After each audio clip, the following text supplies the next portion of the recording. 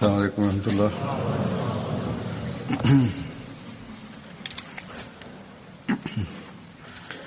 أشهد أن لا إله إلا الله وحده لا شريك له وأشهد أن محمدا عبده ورسوله. أما بعد فأعوذ بالله من الشيطان الرجيم. بسم الله الرحمن الرحيم.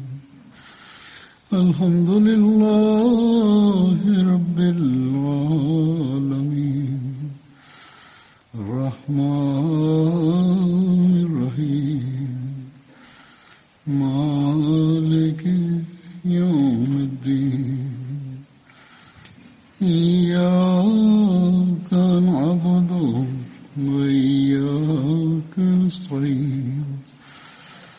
اهدنا الصراط المستقيم صراط الذين أنعمت عليهم غير المغضوب عليهم ولا الضالين.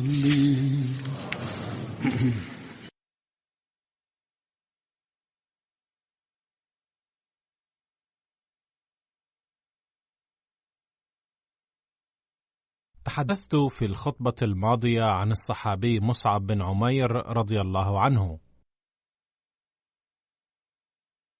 وقد بقيت من سوانحه بقية سوف أذكرها اليوم. قال حضرة المصلح الموعود رضي الله عنه وهو يتحدث عن خدمات الصحابي مصعب بن عمير رضي الله عنه، وأنه كان أول داعية أوفد إلى المدينة المنورة. كان الله تعالى يخبر نبيه صلى الله عليه وسلم مرة بعد أخرى قائلا: إن هجرتك قد قربت.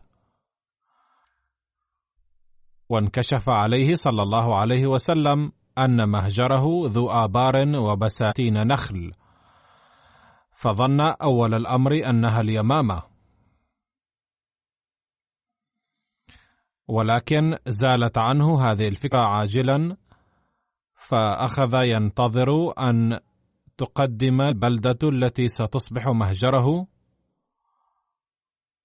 بحسب النبأ الإلهي نفسها لتكون مركزا للإسلام. وفيما هو في هذا الانتظار إذ جاءت أيام الحج،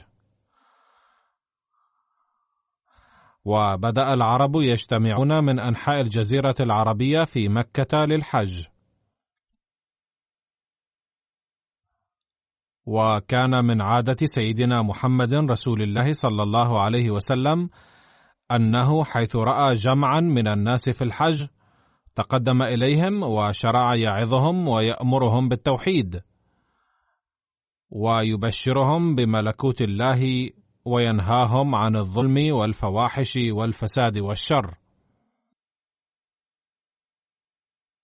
فكان بعضهم يسمعون قوله وإذا خلوا إلى أنفسهم انشغلوا في أقواله متفكرين، وبعضهم كانوا يقبلون عليه ليستمعوا لقوله، ولكن أهل مكة كانوا يأتون فيبعدونهم عن النبي صلى الله عليه وسلم، وبعضهم كانوا ينصرفون عنه ضاحكين عليه إذ سمعوا عنه من أهل مكة سلفا.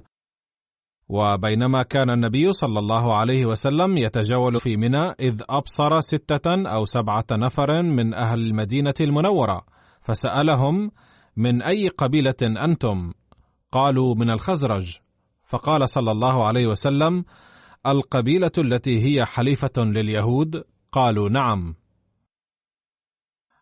قال صلى الله عليه وسلم: هل لكم أن تجلسوا معي وتسمعوا كلامي قليلا؟ وكان هؤلاء القوم قد سمعوا عنه وكانت قلوبهم مائلة إلى دعواه إلى حد ما.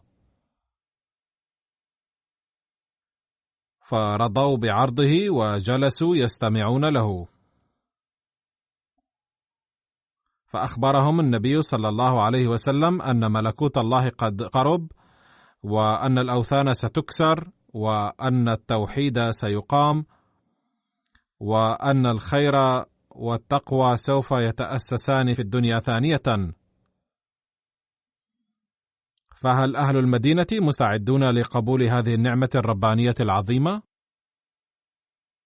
فقال القوم وكانوا متأثرين بكلامه: إننا نقبل ما تعلمنا.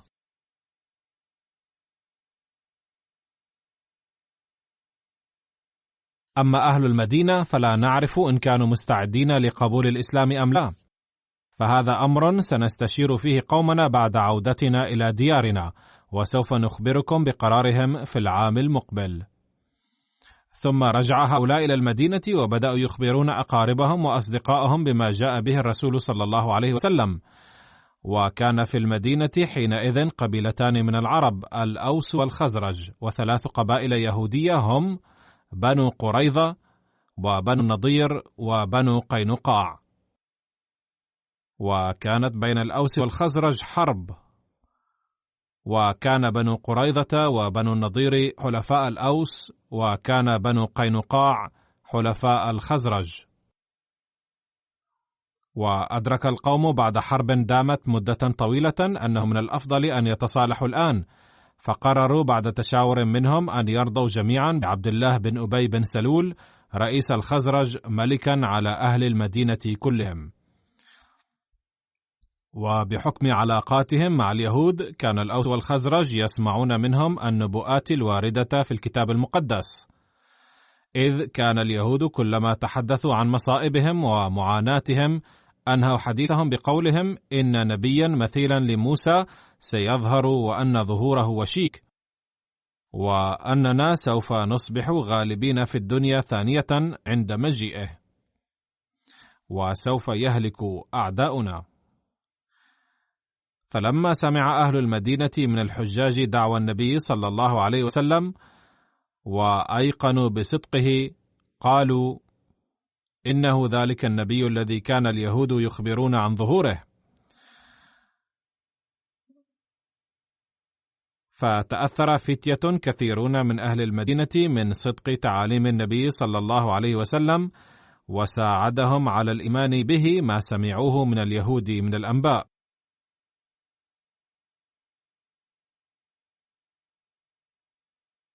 فجاء قوم من أهل المدينة للحج في العام المقبل، وسافر 12 شخصا من أهل المدينة مصممين على الدخول في دين محمد رسول الله صلى الله عليه وسلم. كان 10 منهم من الخزرج و2 من الأوس. ولقي هؤلاء النبي صلى الله عليه وسلم في منى، وبايعوه على أن لا يعبدوا مع الله أحدا، وألا يسرقوا ولا يزنوا ولا يئدوا بناتهم، وألا يرمي بعضهم بعضا بالتهمة، وألا يعصوه فيما يأمرهم به من معروف. ولما رجع هؤلاء القوم إلى أهلهم بدأوا نشر دعوة الإسلام فيهم بكل قوة وحماس، فبدأ أهل المدينة يرمون الأصنام من البيوت، وأخذ القوم الذين كانوا يحنون رؤوسهم أمام الأوثان يمشون مرفوعي الرؤوس، وأبى جبين كل واحد منهم السجود أمام أحد إلا الله تعالى. وكان اليهود يتعجبون منهم، فكيف لقوم لم تحدث فيهم صداقتهم ودعوتهم لقرون أي تغيير قد أحدث فيهم الإسلام في أيام قلائل هذا التغيير الطيب العظيم. فظل وعظ التوحيد يغزو قلوب أهل المدينة باستمرار، فكانوا يأتون واحدا تلو الآخر ويطلبون من المسلمين أن يعلموهم دينهم. لكن هؤلاء المسلمين الجدد من المدينة لم يكونوا مطلعين على تعاليم الإسلام كما ينبغي، كما لم يكن عددهم كافيا حتى يعلموا هؤلاء المئات بل الآلاف الإسلام بالتفصيل. فأرسلوا إلى مكة طالبين من النبي صلى الله عليه وسلم بأن يبعث إليهم داعية لتعليمهم. فبعث النبي صلى الله عليه وسلم صحابيا اسمه مصعب بن عمير، وكان قد رجع من الحبشة لأداء واجب تبليغ رسالة الإسلام في المدينة.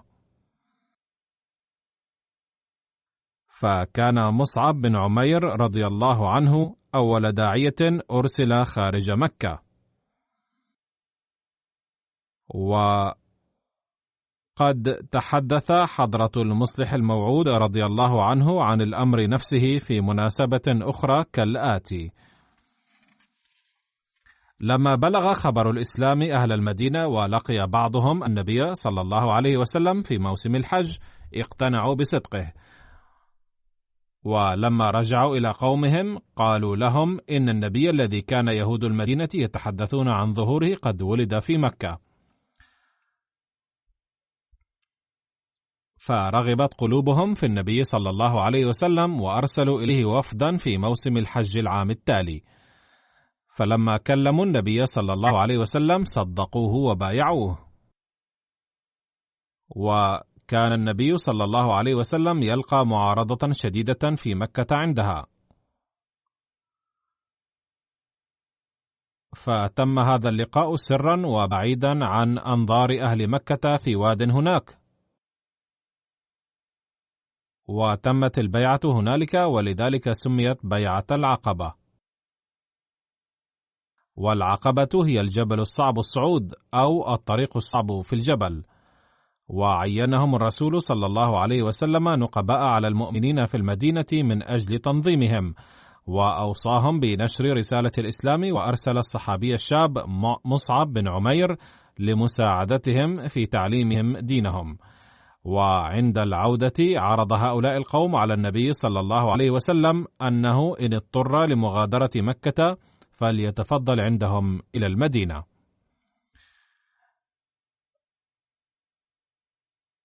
ولما رجع هؤلاء القوم إلى المدينة انتشر الإسلام بين أهلها في فترة وجيزة، وأرسل النبي صلى الله عليه وسلم إلى المدينة صحابة آخرين، وكان بينهم سيدنا عمر رضي الله عنهم. بعد تلقيه صلى الله عليه وسلم الأمر بالهجرة، سافر النبي أيضا إلى المدينة. وفي غضون فترة وجيزة من وصوله إليها أسلم المشركون في المدينة كلهم. وبعد الهجرة آخى النبي صلى الله عليه وسلم بين مصعب بن عمير وأبي أيوب الأنصاري رضي الله عنهما. شهد مصعب بن عمير بدرا وأحدا، وفي كلتا الغزوتين حمل راية المهاجرين التي سلمها له رسول الله صلى الله عليه وسلم.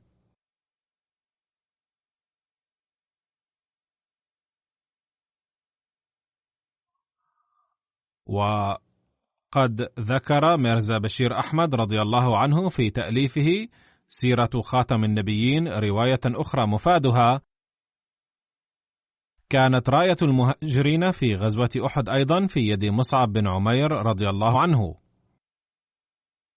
سوى النبي صلى الله عليه وسلم صفوف جيش المسلمين، وعين أمراء على كتائب مختلفة. عندما أخبر النبي صلى الله عليه وسلم أن راية قريش هي في يد طلحة، علما أن طلحة كان من عائلة يستحق لها حمل راية قريش في الحروب بحسب نظام أسسه قصي بن كلاب المورث الأعلى لقريش، قال: نحن أحق بالوفاء منهم وأخذ اللواء من علي بن أبي طالب ودفعه إلى مصعب بن عمير الذي كان من العائلة نفسها التي ينتمي إليها طلحة.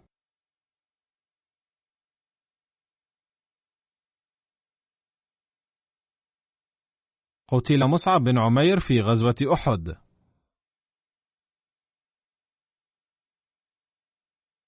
كان يقاتل أمام رسول الله صلى الله عليه وسلم حتى قتله ابن قميئة.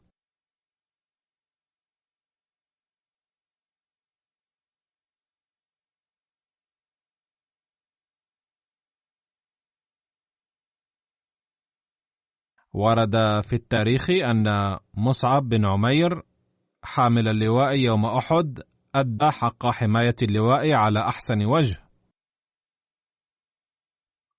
ففي رواية: حمل مصعب بن عمير اللواء يوم أحد، فأقبل ابن قميئة وهو فارس فضرب يده اليمنى فقطعها وهو يقول: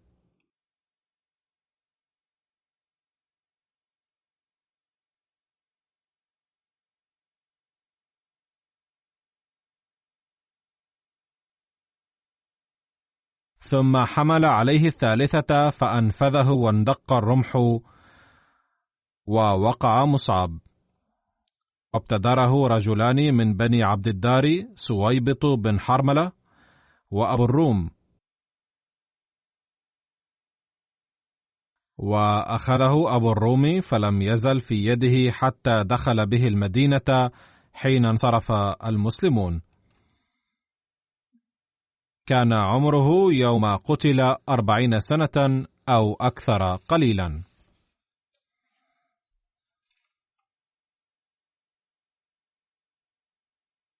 يقول ميرزا بشير أحمد رضي الله عنه في كتابه سيرة خاتم النبيين في بيان هذا الحادث: كان جيش قريش محيطا بميدان المعركة من كل الجوانب تقريبا،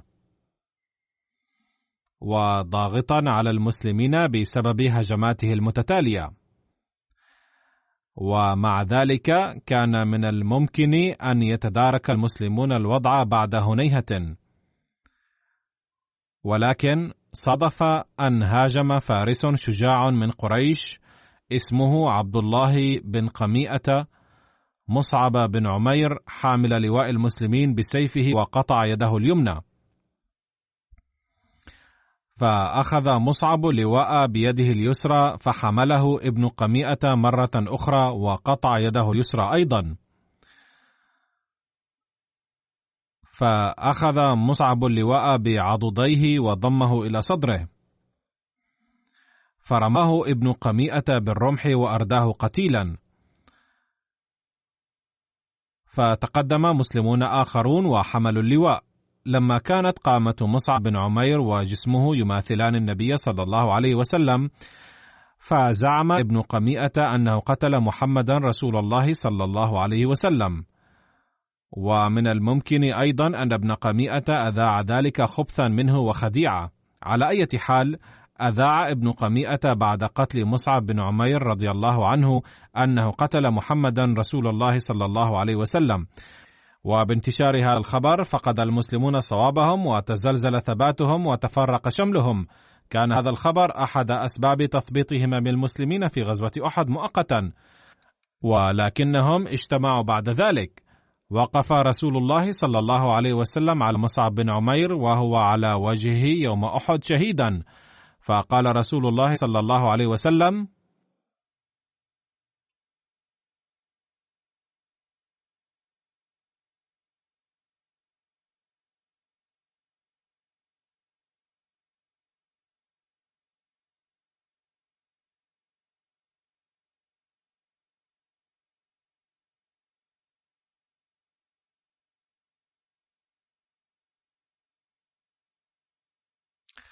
يترجم حضرته الآية السابقة إلى اللغة الأردية.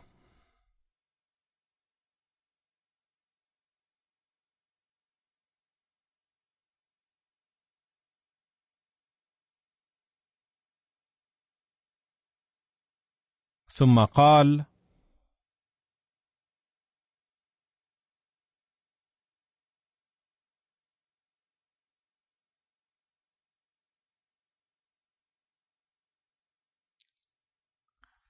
إن رسول الله صلى الله عليه وسلم يشهد عليكم أنكم الشهداء عند الله يوم القيامة. ثم أقبل على الناس فقال: أيها الناس، ائتوهم فزوروهم وسلموا عليهم، فوالذي نفسي بيده لا يسلم عليهم أحد إلى يوم القيامة إلا ردوا عليه السلام. أنزل جثته في قبره أخوه أبو الروم بن عمير وسويبط بن سعد وعامر بن ربيعة رضي الله عنهم. يقول ميرزا بشير أحمد رضي الله عنه في سيرة خاتم النبيين: كان من شهداء أحد مصعب بن عمير، وكان أول المهاجرين حيث جاء إلى المدينة داعية في أول العهد. كان في زمن الجاهلية أحسن شباب مكة لباسا ووسامة، وكان يرفل في النعم، ولكن حاله هذا قد تبدل تماما بعد إسلامه. فقد ورد في رواية أن النبي صلى الله عليه وسلم رأى عليه ذات مرة ثوبا مرقعا، فذهب وهله إلى زمنه السابق حيث الأناقة والوسامة فبكى. عندما قتل مصعب يوم أحد لم يتوفر له ثوب لتغطية جسمه كاملا، فقد جاء في رواية: كنا إذا غطينا بها رأسه خرجت رجلاه، فإذا غطينا رجليه خرج رأسه، فأمرنا رسول الله صلى الله عليه وسلم أن نغطي رأسه بها ونجعل على رجليه من إذخر. وفي رواية في صحيح البخاري أن عبد الرحمن بن عوف رضي الله عنه أتي بطعام وكان صائما، فقال: قتل مصعب بن عمير وهو خير مني، كفن في بردة، إن غطي رأسه بدت رجلاه، وإن غطي رجلاه بدا رأسه وأراه. قال: وقتل حمزة وهو خير مني، ثم بسط لنا من الدنيا ما بسط، أو قال: أعطينا من الدنيا ما أعطينا، وقد خشينا أن تكون حسناتنا عجلت لنا، ثم جعل يبكي حتى ترك الطعام. أي استولت عليه خشية الله وخوفه، وكيف تكون معاملة الله له في الآخرة، فصار مغلوبا بالعواطف، واضعا في الحسبان أنه قد يكون ممن أعطوا حسنات الدنيا، وخاف أن يكون الله تعالى قد أعطاهم أجرهم في هذه الدنيا، وربما لم يتبقى لهم أجر في الآخرة.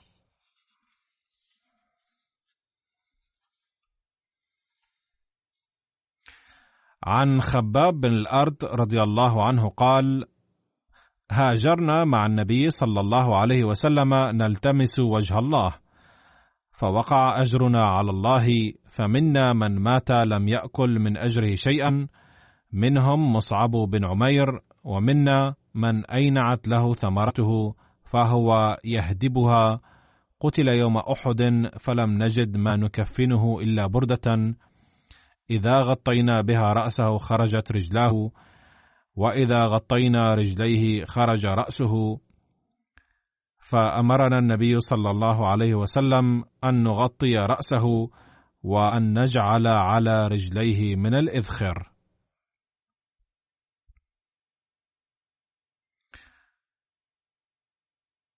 وهناك رواية في الترمذي عن علي بن أبي طالب قال: قال النبي صلى الله عليه وسلم: إن كل نبي أعطي 7 نجباء أو نقباء، وأعطيت أنا 14. قلنا: من هم؟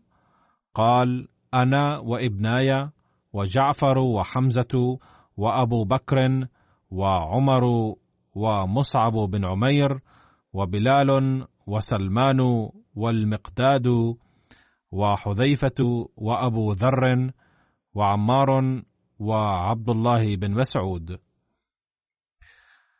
عن عبد الله بن عامر بن ربيعة عن أبيه قال: كان مصعب بن عمير لي خدنا وصاحبا منذ يوم أسلم إلى أن قتل رحمه الله بأحد. خرج معنا إلى الهجرتين جميعا بأرض الحبشة، وكان رفيقي من بين القوم، فلم أرى رجلا قط كان أحسن خلقا ولا أقل خلافا منه.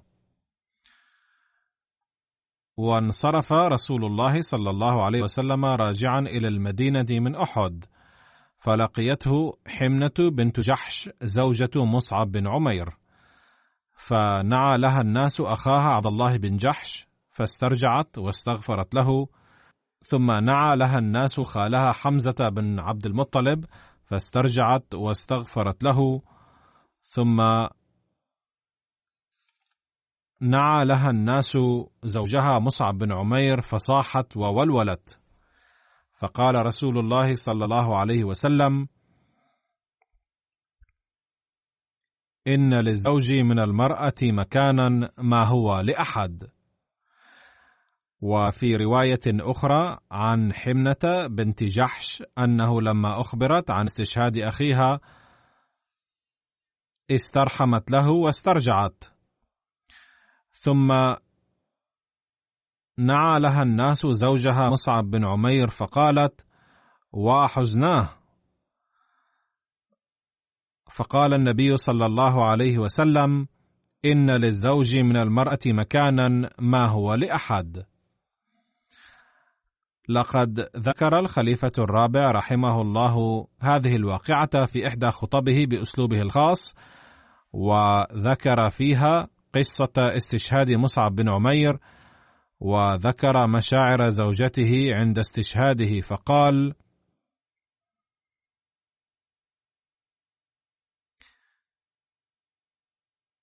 إن استشهد لصحابي أو صحابية أكثر من واحد من أقربائه كان النبي صلى الله عليه وسلم يخبره عن استشهادهم واحدا بعد الآخر، ولم يكن يخبره عن استشهاد الجميع مرة واحدة حتى لا تغلبه الصدمة. فلما حضرت إلى النبي صلى الله عليه وسلم أخت عبد الله حمنة بنت جحش قال لها: يا حمنة، اصبري واحتسبي. فقالت: من أحتسبه؟ فقال صلى الله عليه وسلم: خالك حمزة. فقالت حمنة: إنا لله وإنا إليه راجعون، غفر الله له ورحمه، هنيئا له الشهادة. ثم قال: احتسبي. قالت: من يا رسول الله؟ قال: أخوك. قالت: إنا لله وإنا إليه راجعون، غفر الله له ورحمه، وهنيئا له الشهادة. ثم قال صلى الله عليه وسلم: احتسبي. قالت: من يا رسول الله؟ قال صلى الله عليه وسلم: مصعب بن عمير. قالت: وحزناه. فقال النبي صلى الله عليه وسلم: إن للزوج من المرأة مكانا ما هو لأحد. ثم قال لها رسول الله صلى الله عليه وسلم: لما قلت هذا؟ قالت: يا رسول الله صلى الله عليه وسلم، ذكرت يتم بنيه فراعني وخرجت هذه الكلمات من لساني في حالة من القلق، فدعا رسول الله صلى الله عليه وسلم لولد مصعب رضي الله عنه أن يحسن الله عليهم الخلف ويشفق عليهم ويلطف بهم، وهكذا حصل، إذ استجاب الله تعالى دعاء النبي صلى الله عليه وسلم وأحسن عليهم.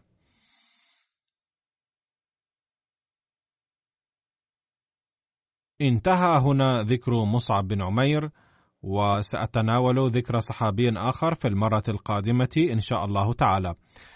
والآن أريد أن ألفت انتباه أفراد الجماعة إلى بعض الأمور المتعلقة بالوباء المنتشر حاليا المسمى بكورونا فيروس.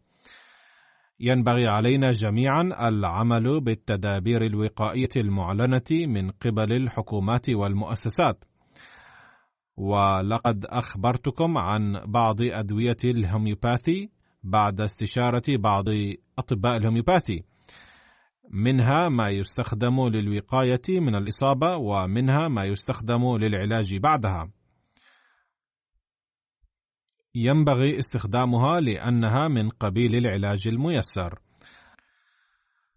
لا يسعنا القول بأنها ناجحة 100%، لمعالجة هذا المرض، أو أن طب الهوميوباثي يعلم هذا الفيروس. كلا، بل إنه فيروس لم تتوفر عنه معلومات بشكل كامل، ولكن وصفت هذه الأدوية كعلاج لمرض مماثل، لذلك ينبغي استخدامها. جعل الله تعالى فيها الشفاء التام، ولكن مع استخدام هذه الوصفة ينبغي العمل بالإجراءات الوقائية أيضا كما يتم الإعلان عنها. ومن الضروري في هذا الأمر هو أن تتجنب الدخول في زحمة الناس، وعلى الذين يأتون إلى المسجد أيضا أن يحتاطوا، بحيث إذا شعروا بحمى ولو خفيفة أو أحسوا بشيء من التكسر في الجسم أو العطس أو النزلة أو غيرها فينبغي ألا يأتوا إلى المسجد، لأن للمسجد حقوقا، ومنها ألا يأتيه من يمكن أن يضر بالآخرين، وينبغي أن يتجنب المجيء إلى المسجد من يحمل أي مرض معدٍ.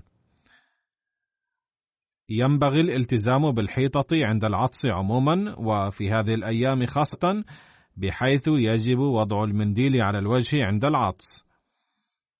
يشتكي بعض المصلين أيضا أن بعض الناس الواقفين معهم يعطسون ولا يضعون أمام وجوههم يدا ولا منديلا، ويعطسون بشدة بحيث يسقط على الآخرين رذاذ من عطسهم، فهذا حق المصلين الذين يقفون معهم، وليراعي الجميع هذه الحقوق.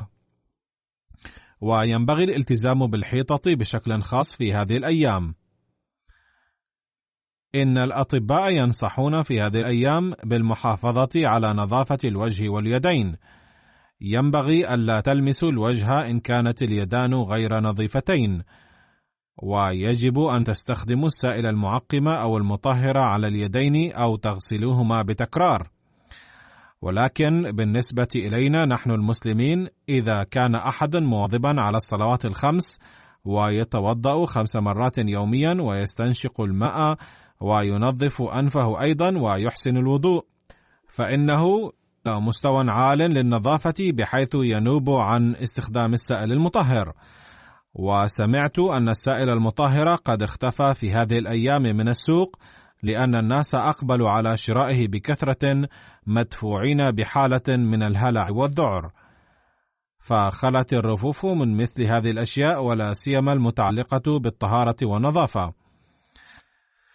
على أي حال، إن تم الوضوء بشكل صحيح فإنه ينتج عنه طهارة ظاهرية أيضا، كما أن من يتوضأ ثم يصلي كان ذلك ذريعة للطهارة الروحانية أيضا.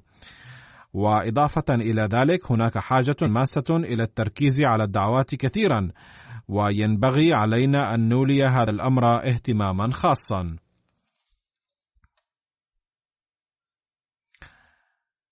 لقد بدأ ذكر حق المساجد، فأود أن أزيد وأقول أن على المصلين أن يغيروا الجوارب كل يوم ويغسلوها في الشتاء خصوصا وفي الصيف عموما، لأن رائحة الجوارب والأقدام تؤذي من يقف بجانبكم أو الذي يسجد وراءكم في الصف الخلفي، لذا يجب الحذر في هذا الخصوص.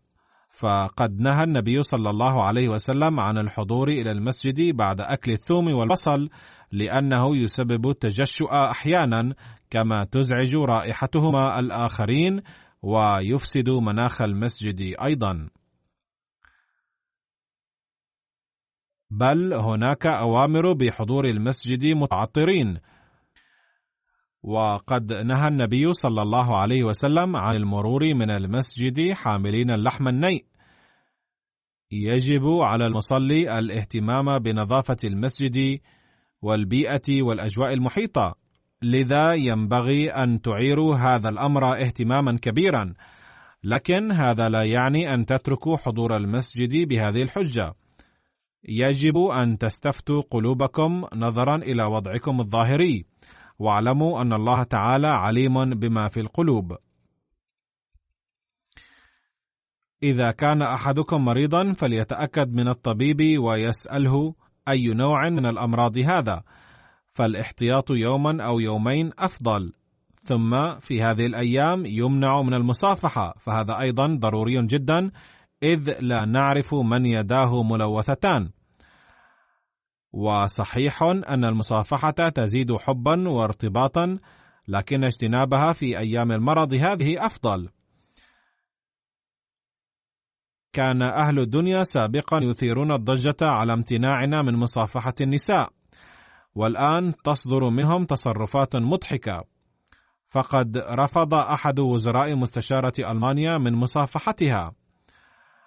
وهنا أيضا قال أحد أعضاء البرلمان أننا نمتنع عن المصافحة بسبب الفيروس كورونا، فهذا جيد لأن المصافحة ليست من تقاليدنا، بل كان تقليدنا أن نحيي أو نحني رؤوسنا بخلع القبعة.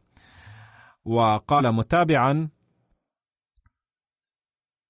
إن عادة مصافحة النساء التي سادت، بل قد راج أننا نحاول أن نتقدم ونعانقهن ونقبلهن أيضا دون أن نعرف هل يعجبهن ذلك أم لا، ونقوم بكل هذه التصرفات قسرا دون مبرر.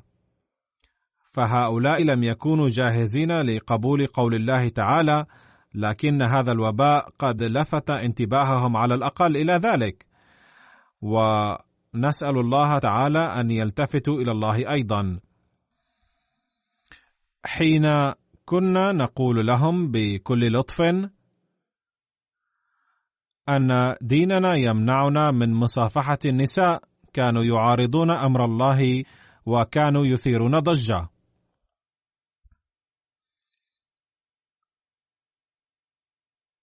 والآن سمعت أنهم في المكاتب والأماكن المختلفة يرفضون المصافحة بكل جلافة،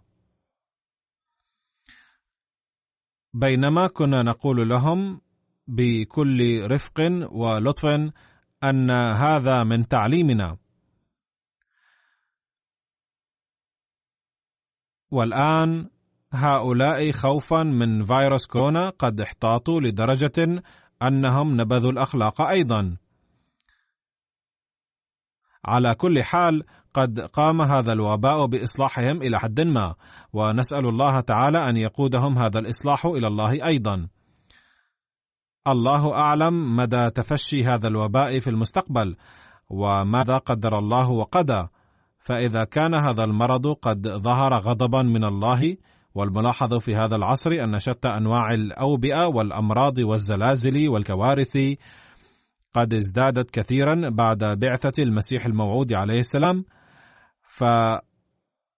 فلاتقاء نتائج سيئة لقدر الله تعالى ثمة حاجة ماسة للرجوع إليه.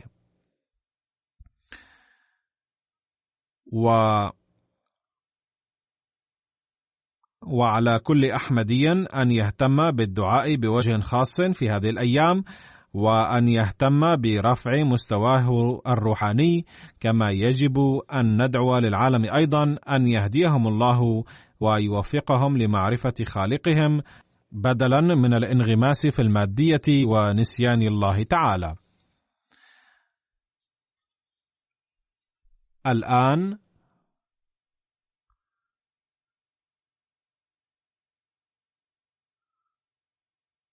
الآن سأذكر بعض المرحومين الذين سأصلي عليهم صلاة الغائب.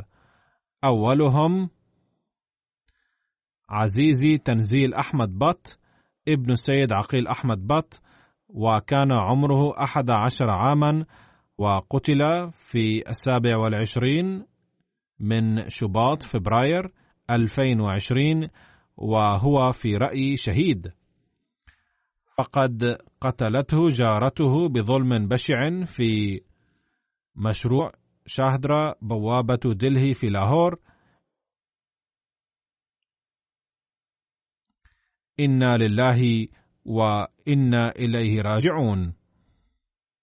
لقد جعلت فتاوى المشايخ قتل الأحمديين في باكستان بأية حجة أمرا مباحا، وهذا الحادث أيضا من هذا القبيل، لذا فإنني أعد هذا العزيز شهيدا.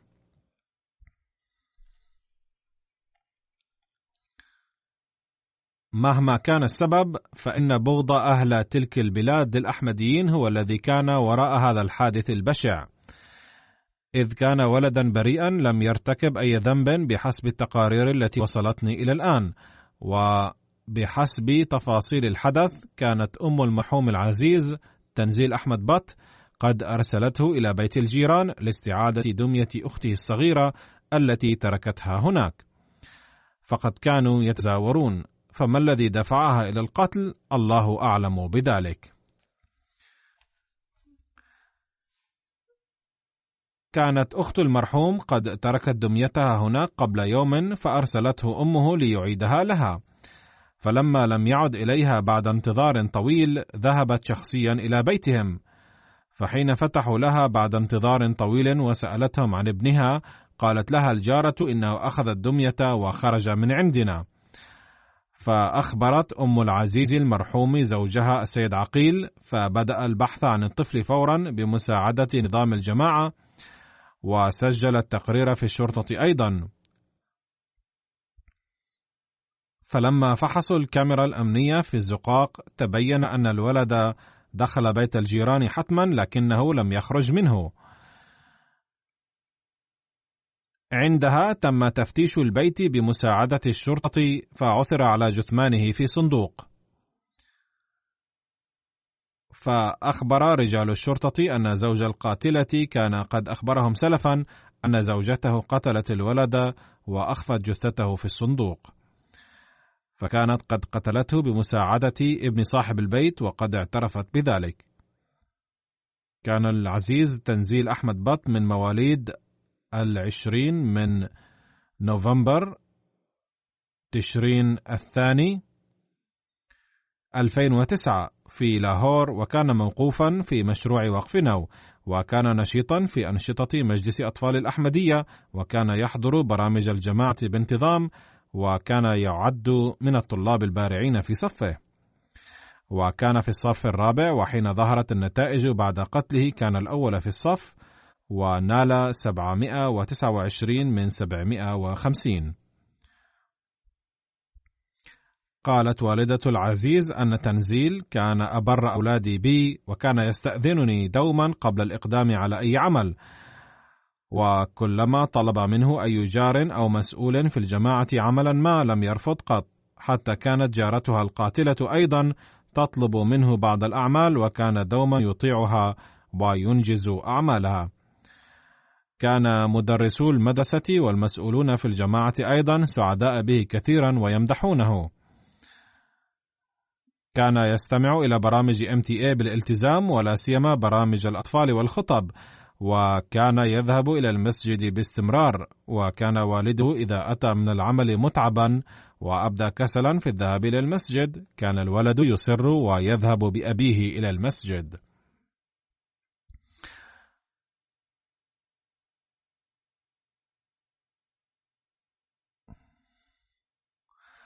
ترك المرحوم وراءه من ذويه والده عقيل أحمد بط وأمه نائل عقيل والأخوين والأختين، تغمده الله تعالى بواسع رحمته، وأنال القتلة جزاء ما كسبت أيديهم، وألهم والديه الصبر والسلوان.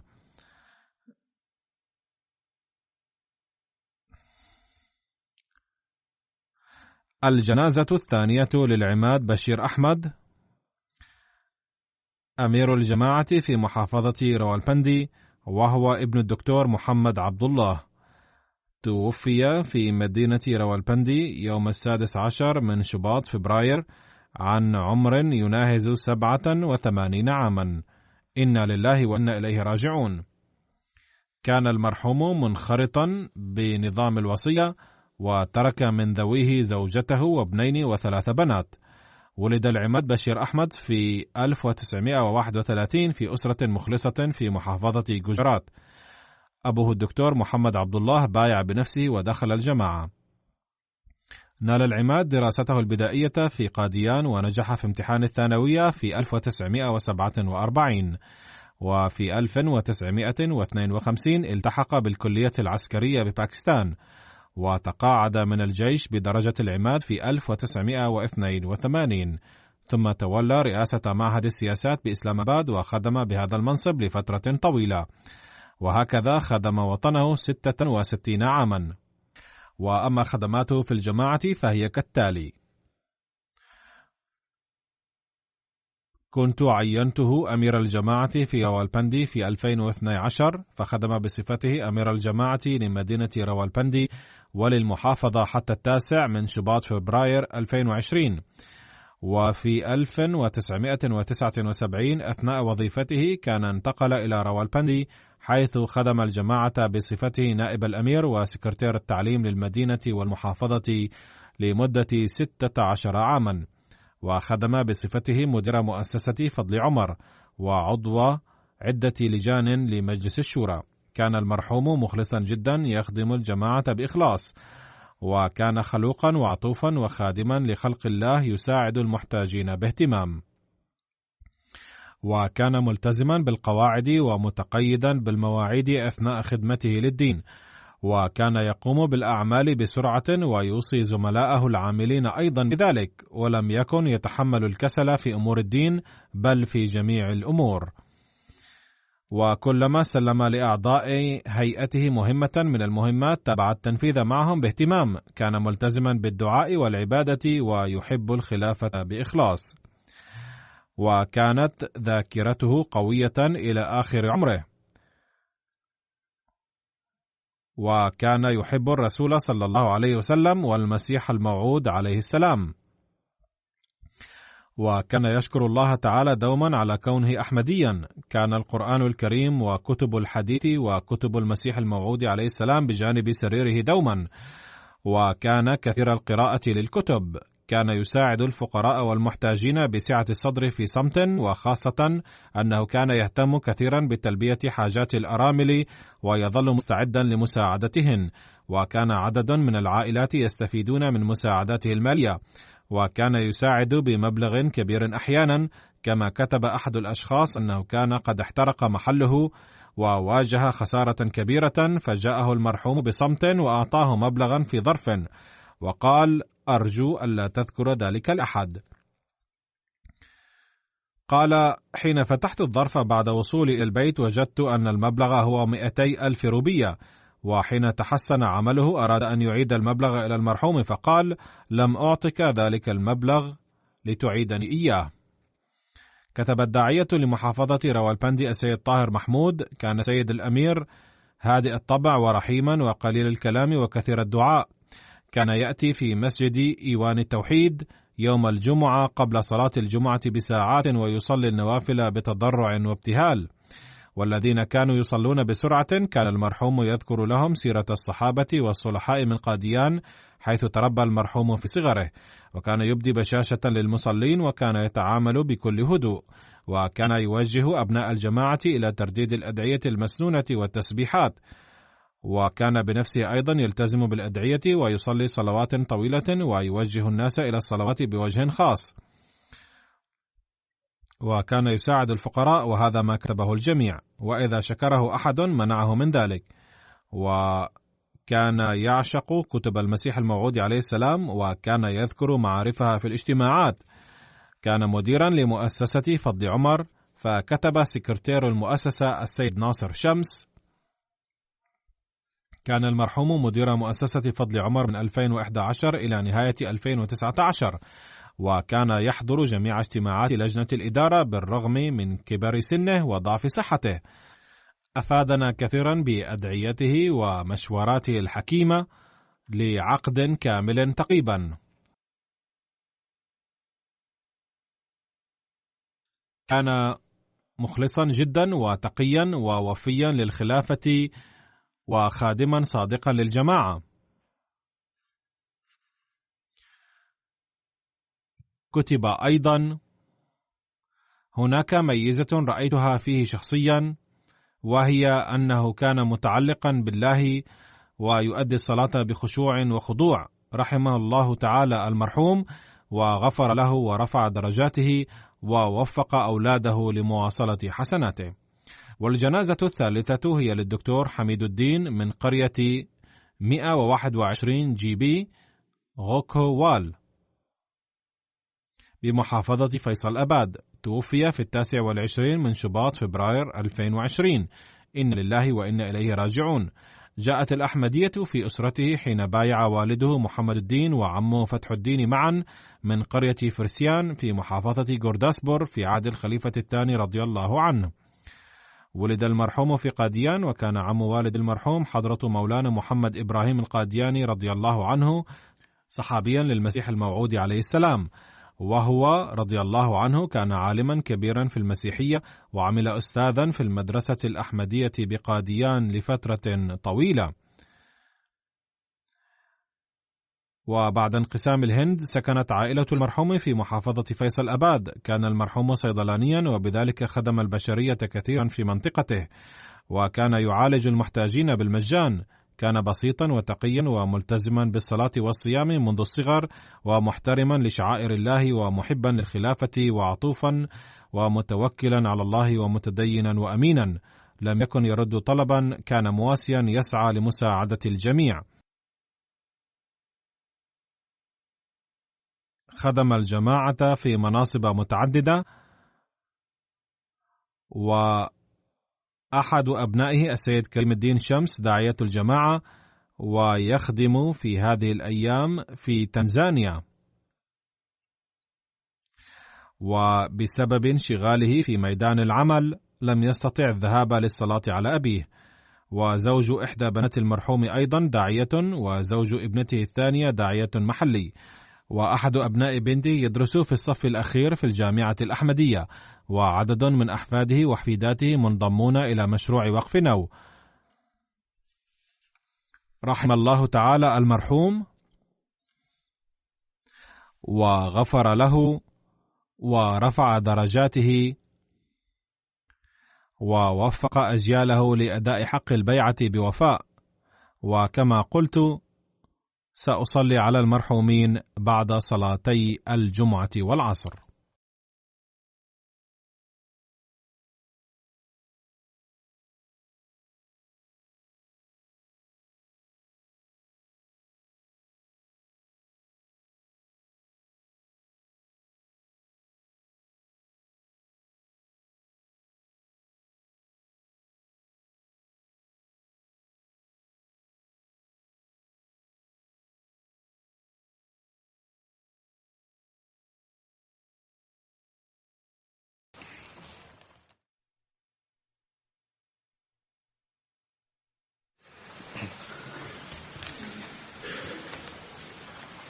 الحمد لله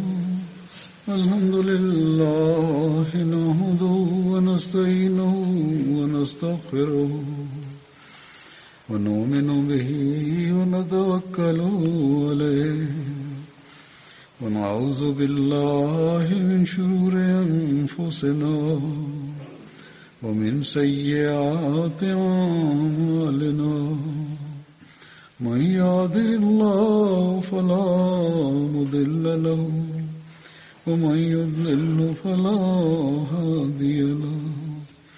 ونشهد أن لا إله إلا الله ونشهد أن محمدا عبده ورسوله.